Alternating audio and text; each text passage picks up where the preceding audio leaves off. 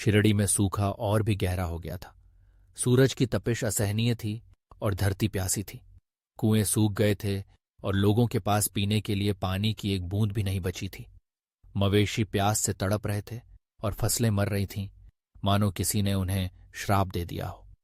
गांव में भुखमरी का खतरा मंडरा रहा था और लोगों के चेहरे पर निराशा छा गई थी। हर तरफ मातम का माहौल था। गांव के लोग लाचार और बेबस होकर साईं बाबा के पास मदद के लिए गए। वे जानते थे कि अब केवल वही उनकी मदद कर सकते हैं।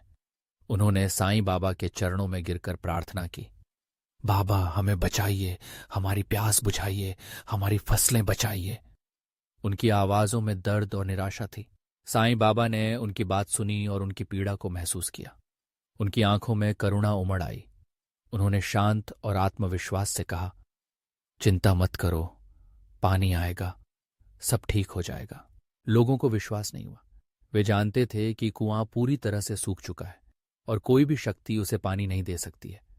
उन्होंने कुएं में झांका। वहां सिर्फ दरारें थीं और सूखी मिट्टी थी, लेकिन साईं बाबा ने उन्हें शांत रहने के लिए कहा। उन्होंने एक फावड़ा उठाया और बिना किसी हिचकिचाहट के कुएं के अंदर खुदाई करना शुरू कर दिया। लोग हैरान थे और सोच रहे थे कि साईं बाबा क्या कर रहे हैं। कुछ लोग सोच रहे थे कि क्या बाबा पागल हो गए हैं, क्या खुदाई करने से पानी आ जाएगा। लेकिन साईं बाबा ने बिना रुके खुदाई जारी रखी। उनका हर एक वार दृढ़ और शक्तिशाली था। पसीने की बूंदें उनके चेहरे से टपक रही थीं, लेकिन उन्होंने हार नहीं मानी। अचानक फावड़े से टकराने की आवाज आई। यह किसी ठोस चीज से टकराने की आवाज थी। लोगों ने उत्सुकता से देखा। साईं बाबा ने धीरे धीरे मिट्टी हटाई और फिर लोगों ने देखा कि कुएं के तल से पानी बह रहा था। पानी धीरे धीरे ऊपर आ रहा था और थोड़ी ही देर में कुआं पानी से भर गया। लोग खुशी से चिल्ला उठे। उनकी आंखों में आंसू थे, लेकिन ये आंसू खुशी के थे। उन्होंने साईं बाबा को धन्यवाद दिया और वे कुएं से पानी निकालने के लिए दौड़े। पानी मीठा और ठंडा था और इसने लोगों की प्यास बुझाई। उन्होंने अपने मवेशियों को पानी पिलाया और उन्होंने अपनी फसलों को सींचा। यह चमत्कार पूरे गांव में जंगल की आग की तरह फैल गया। लोगों का साईं बाबा पर विश्वास और भी बढ़ गया। उन्होंने महसूस किया कि वह एक साधारण इंसान नहीं थे, बल्कि एक दिव्य शक्ति थे।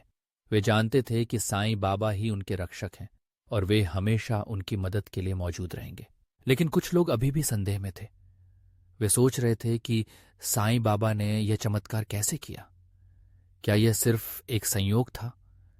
क्या कोई भूमिगत जल स्रोत अचानक खुल गया? या क्या यह वास्तव में एक चमत्कार था? क्या यह साईं बाबा की दिव्य शक्ति का प्रमाण था? संदेह करने वालों को जल्द ही एहसास हुआ कि इस घटना के पीछे कोई तार्किक स्पष्टीकरण नहीं था।